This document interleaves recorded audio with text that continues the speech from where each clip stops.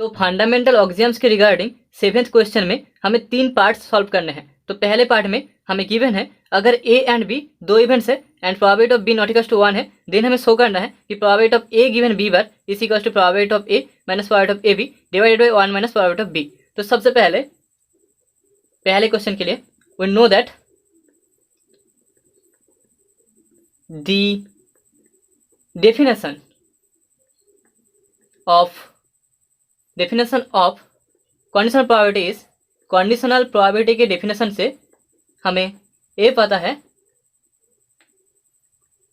is probability of a given b bar is equals to हमें मिलेगा probability of a b bar divided by probability of b bar।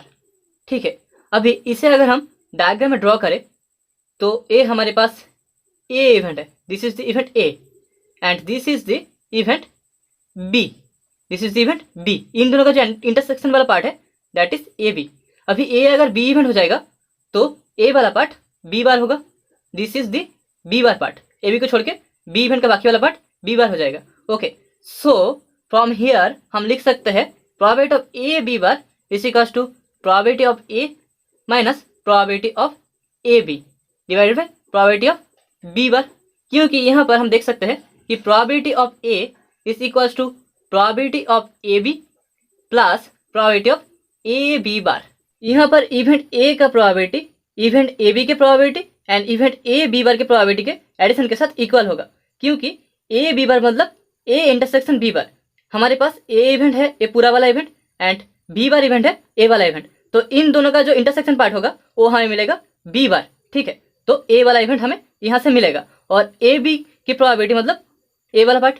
सो इन दोनों का जो addition है वो पूरे ए का प्रोबेबिलिटी आ जाएगा। सो हम इसे probability of A equals to probability of A B plus probability of A B bar लिख सकते हैं। तो हमें probability of A B bar equals to मिल जाएगा probability of A minus probability of A B. तो यहाँ पर हमने बस उसी वैल्यू को पुट किया है। सो हमें probability of A given B bar equals to मिल गया है probability of A minus probability of A B divided by probability of B bar, और हमें यही शो करना था। अभी क्वेश्चन के सेकंड पार्ट में हमें गिवन है probability of A1 equals to p1, probability of A2 equals to p2 and probability of A1 intersection A2 is equals to p3। और यहाँ से हमें probability of A1 complement given A2 complement का value निकालना है। So that is equals to हम लिख सकते हैं probability of A1 complement into A2 complement divided by probability of A2 complement. By the definition of conditional probability हमें ए वाला value मिलेगा। So that is equals to हम लिख सकते हैं probability of A one plus A two का whole complement divided by 1 minus probability of A2.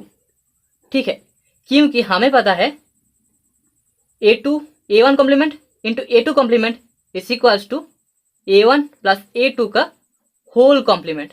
क्योंकि यहाँ पर जो मल्टीप्लिकेशन है उसका मतलब है इंटरसेक्शन एंड जो एडिशन है उसका मतलब यूनियन। मतलब कि यहाँ पर हमारे पास है A1 complement intersection A2 complement, जिसे हमने इक्वल्स टू लिखा है ए1 यूनियन ए2 का होल कॉम्प्लीमेंट, और ये हम लिख सकते हैं। ओके, तो इसे हमने यहाँ पर अप्लाई किया है। दैट इज इक्वल्स टू हमें मिलेगा 1 minus probability of A one plus A2, क्योंकि यहाँ पर कॉम्प्लीमेंट है। सो 1 माइनस इस तरीके से आ जाएगा divided by 1 minus probability of A2. That is equals to 1 minus probability of A1 minus probability of A2 plus probability of A1 A2 divided by 1 minus probability of A2. यहाँ पर हमने probability का addition rule use किया है। So that is equals to अगर हम values put करें तो 1 माइनस प्रोबेबिलिटी ऑफ ए1 का वैल्यू है p1 माइनस p2 प्लस हमें मिलेगा p3, क्योंकि a1 इंटू ए2 मतलब a1 इंटरसेक्शन ए2। ठीक है, यहाँ पर मल्टीप्लिकेशन मतलब है इंटरसेक्शन। सो हमें यहाँ पर p3 वैल्यू मिलेगा डिवाइडेड बाई 1 माइनस p2, और यही हमारा आंसर है।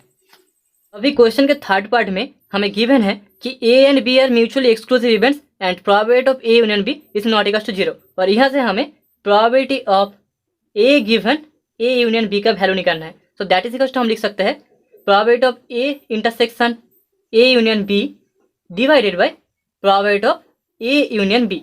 यहाँ पर हमने यूनियन और इंटरसेक्शन साइंस का इस्तेमाल किया है। ओके, अभी A intersection A union B that is equals to हम लिख सकते हैं A intersection A union A intersection B.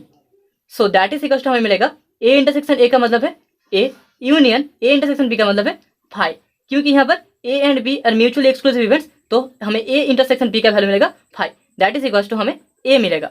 तो यहाँ पर probability of A intersection A union B is equals to हमें मिलेगा probability of A.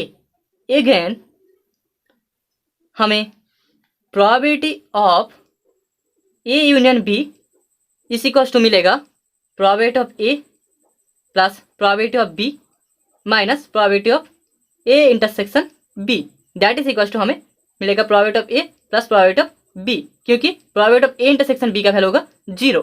Okay, so therefore हमें probability of A given A union B इसका वैल्यू मिलेगा is equals to probability of A divided by probability of A plus probability of B, और हमें यही show करना था। Hence the result